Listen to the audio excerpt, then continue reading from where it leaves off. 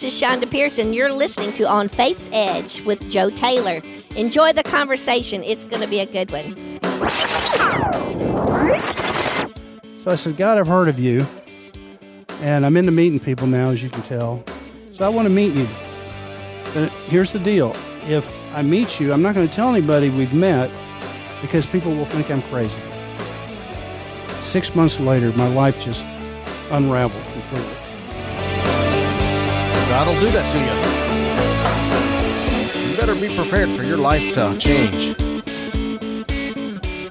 If you're going the God way, you better be prepared for your life to change. Thank you to comedian Shonda Pierce for the introduction. Shonda was hilarious on the last episode of On Faith's Edge and very transparent about her faith and life struggles. If you listen to the very end of the show, I asked her a very important question about her opinion on Whoopi Goldberg and Joy Behar from The View. She has 2 fantastic new projects out right now, Stand Up for Comedy on the Dove channel and Laughing in the Dark. You can hear this very funny conversation at onfaithsedge.com/62. That's onfaithsedge.com/62. Well, hello. Welcome to the 63rd episode of On Faith's Edge. My name is Joe Taylor, recovering atheist and your servant in Jesus Christ. This is your place to hear conversations about God and living a life of faith in Jesus Christ. Today's show, I have author, speaker, and NCAA record holder Tom Thompson. Tom has a new book out called Kickstart, a story of overcoming life's obstacles to kickstart your future. Tom is a very successful business person and holds the NCAA record for the oldest person to score a point in a football game. Our conversation goes from partying with Elvis to football to faith and winds up walking in poop. No kidding. Listen for what Tom has to say about bucket lists, quality of life goals, and core values. I think you'll love this conversation. I got to ask you, brother, partied with Elvis? Yes, partied with Elvis. Not the partying that you might imagine, but spent the weekend in Las Vegas with Elvis and his group. No kidding. Yes. Kind of his entourage, huh? Mm-hmm. It was interesting how we met for that to even happen. Certainly not anything that we tried to do.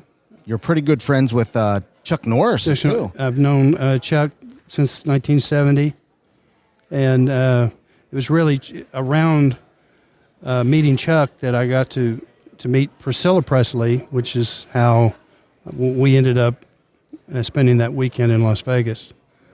So your story is pretty amazing. Your book, Kickstart, it's not a football book. Correct, it's not. Although you are a football player. Tell us about your football career. Well, it was innocuous at first. I was just like anybody else, tried to play high school football, and that was even a bit of a challenge because I didn't like school. And you have to like school to be able to be on the field. And so I ended up spending a lot of my time off the field because of grades. And ended up being an incorrigible and got sent to a military school. And when I got there, it turned out because of my grades at the previous school and the fact that I transferred from Texas to Florida, I had to sit out a year. And when I was going to be able to play my senior year, I was going to be too old according to the rules. So I was too old to play high school football. And so I was going to go off to play college and had some scholarship offers, and my dad contracted cancer. And I made the decision to stay with him as opposed to go off to college and do all that while he was sick. And as it turned out, the fact that I did that, it allowed me to have eligibility to play now. And even though I've got 3 college degrees, one of them terminal, I still had a year of eligibility left after the NCAA reviewed the situation. No kidding. Yeah. And you played for the Austin College Kangaroos. Correct. As a kicker. As a kicker. At age 61. At age 61. And you hold the record for? Being the oldest NCAA player and the oldest NCAA player to score a point. And you are in the Hall of Fame. My jersey is. I'm not. What an honor, man. Yeah. Very cool. Yeah. Very cool. Yeah. So tell us about Kickstart. This book was not the reason that I went to Austin College. I was going to write a book about when you, if you maintain fitness throughout your life, when you get older, you can do this sort of thing. You may recall back in 2007, there was a gentleman named Mike Flint. Yeah. Okay, and he was 59, went back and finished his senior year. Well, in reading his story, it made me think that, well, if you're fit, maybe you can do that sort of thing. And my other books are in health and fitness. And so I got with a co-author and said, what do you think about writing a book on the premise if you maintain fitness, that sort of thing? And then while we were talking, so what do you think about me trying to go back to college and making a football team as a kicker? He said, sure, because it wasn't him. And so one thing led to another. I started email conversations with the NCAA and then with the conference Austin College was in. And it was slow going at first.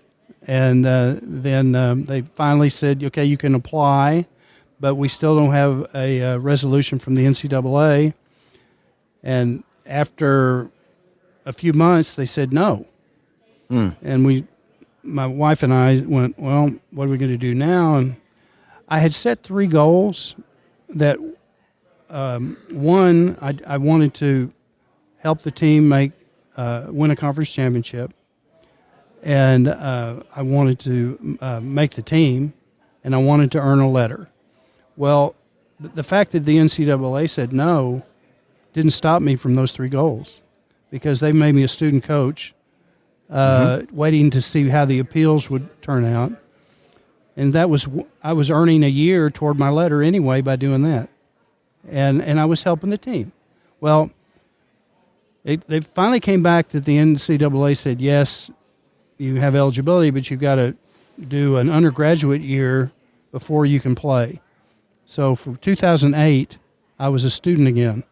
So but that was good. Here I am with a doctorate in undergraduate classes.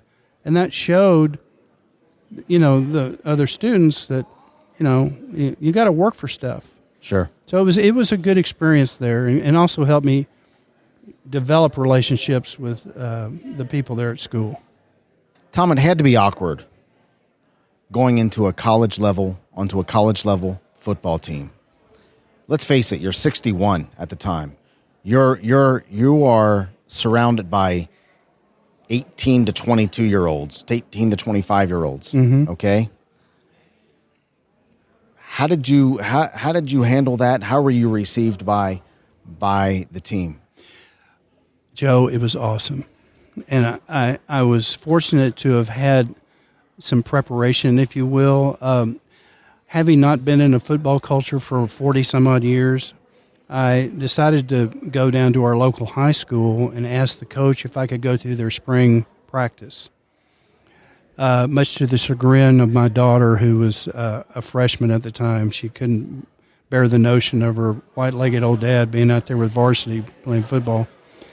But anyway, what I did was I showed up wanting to learn from the kicker there.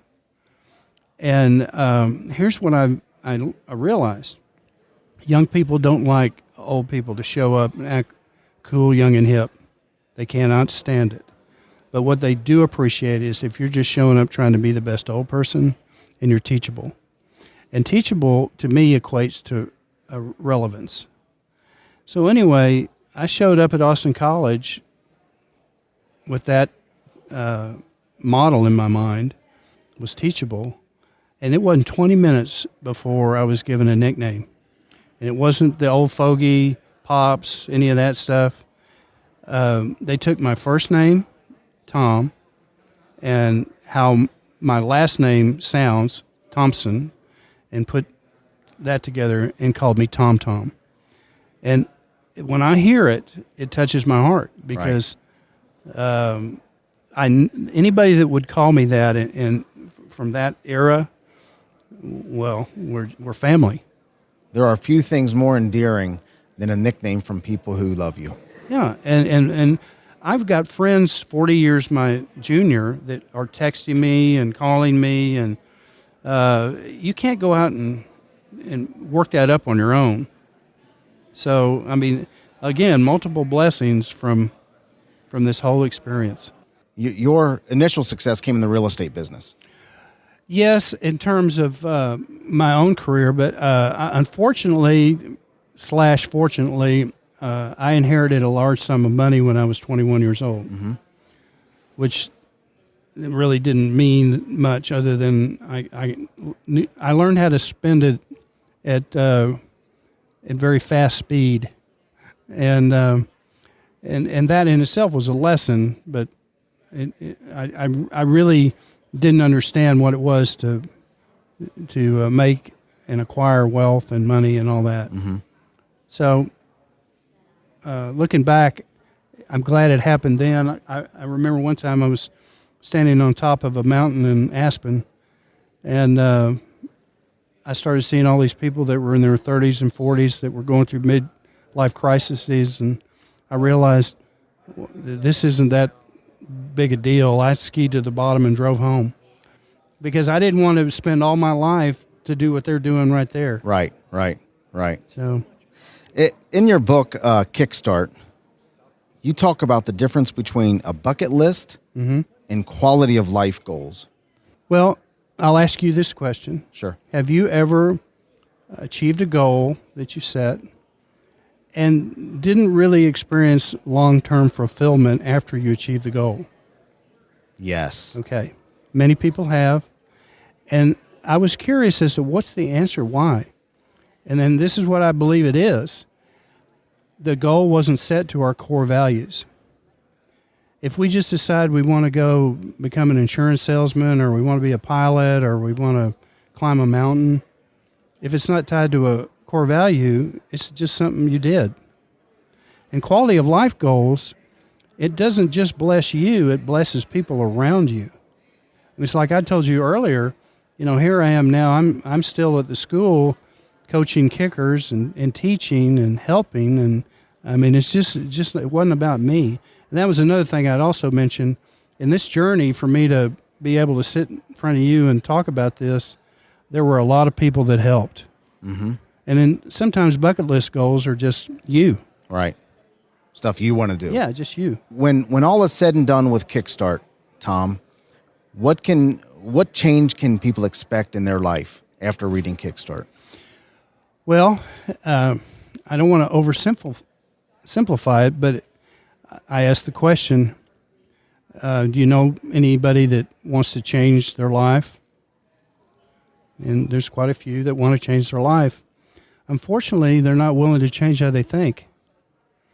And you got to change that first. And I would challenge anybody to evaluate how are they thinking about things and be open to a new way of thinking that would basically give you a vision and a sense of purpose for what it is you're contemplating doing. And I wouldn't limit yourself just because time has passed or you feel like it's, heck, I'm playing a game at an old age, and, well, heck, old people aren't supposed to do that sort of thing. Well, why not? And so there's a why not that goes with it. But then if once you've changed your way of thinking, there's something else that has to come along, and that is that you submit your will to that new way of thinking. And what that does, Joe, it gives you the best chance that you'll ever have for long-term behavioral change. The book is Kickstart, a story of overcoming life's obstacles to inspire you to kickstart your future, by Dr. Emmett C. Tom Thompson II. Can we talk a little bit about your faith?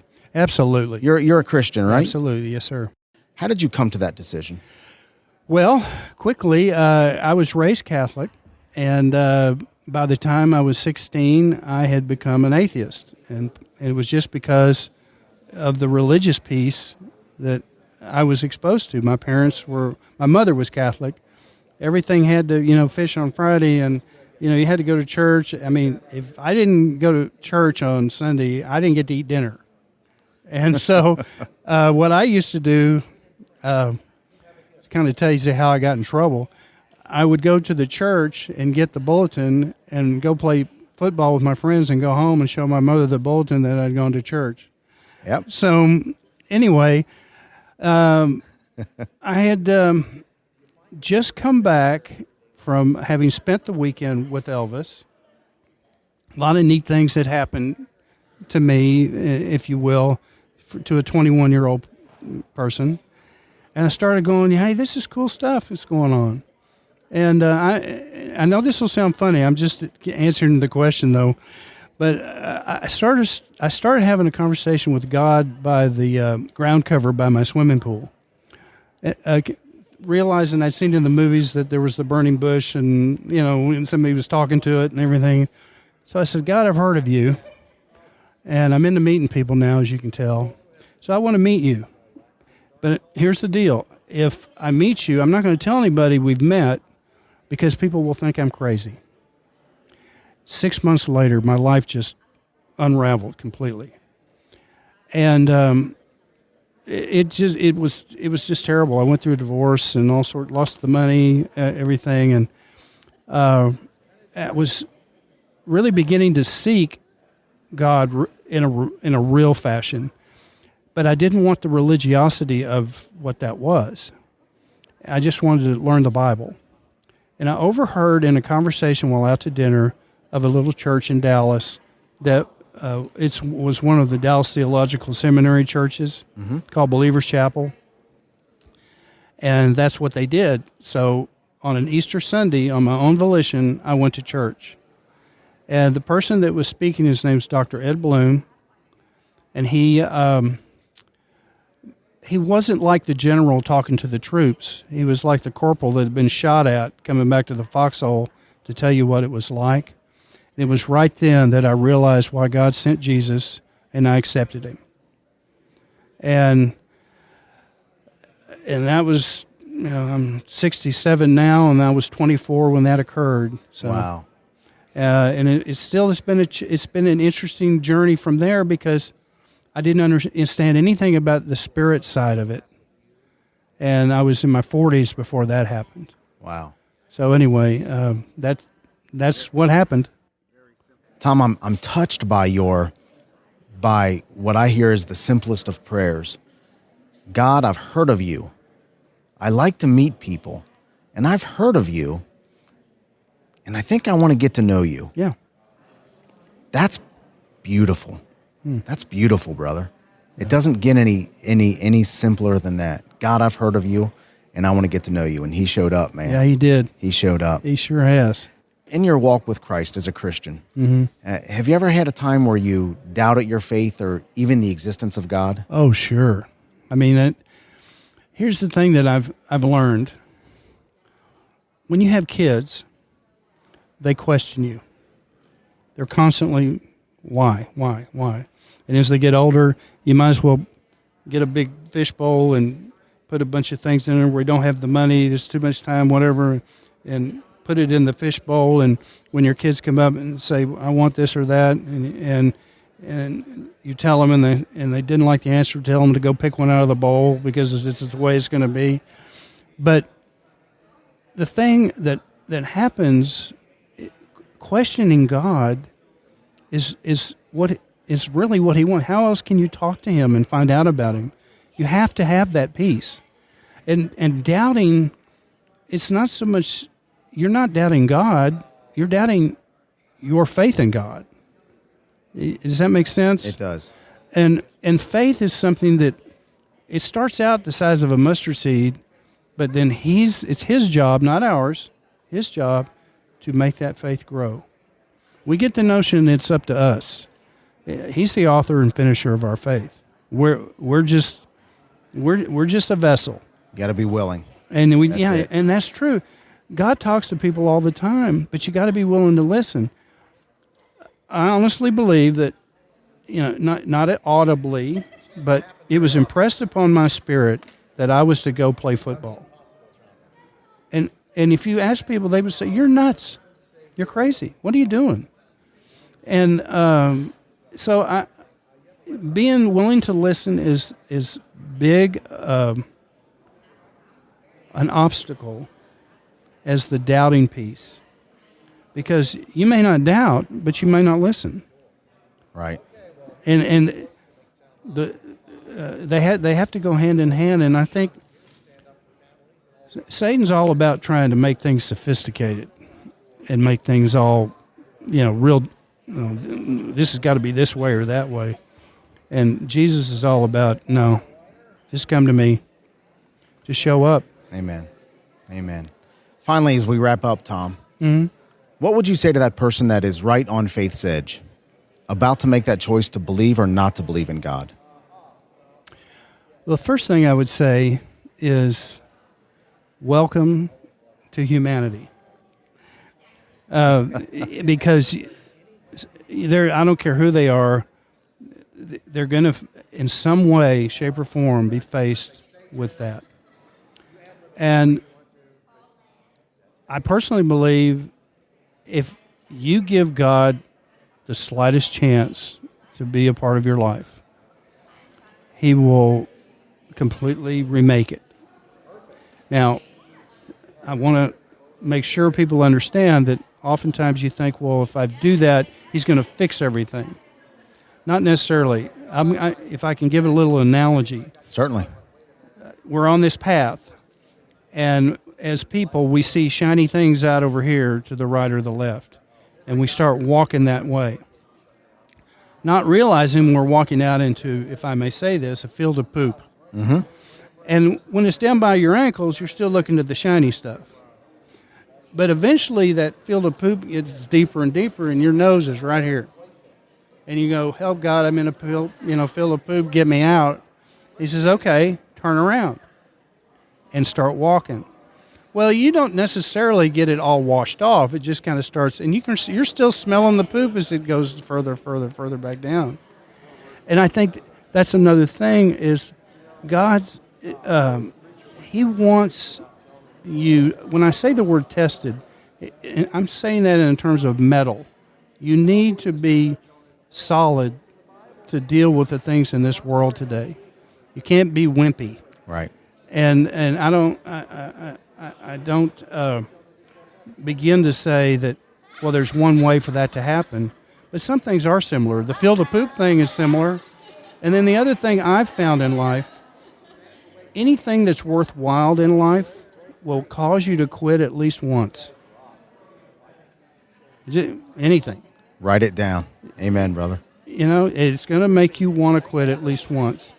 And then in the beginning of a journey, it usually is more difficult because it determines in many ways the victory you enjoy at the end. So God is going to touch that person that is just willing to listen and is willing to take a step. Wow, we have covered it all, Tom. We've covered everything from parting with Elvis to Chuck Norris to a record-breaking field goal to setting goals to fields of poop. Yeah. Fantastic.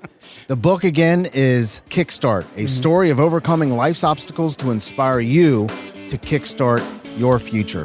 And it's a good one. Tom, thank you so much. God bless you, brother. You as well. Thank you. Tom's book, Kickstart, is available on Amazon.com. That link, as well as how to follow Tom, can be found in today's show notes at onfaithsedge.com/63. That's onfaithsedge.com/63.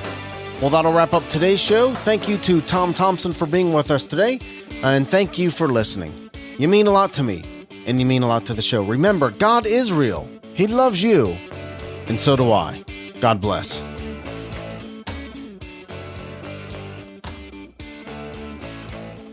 Thank you for listening to On Faith's Edge.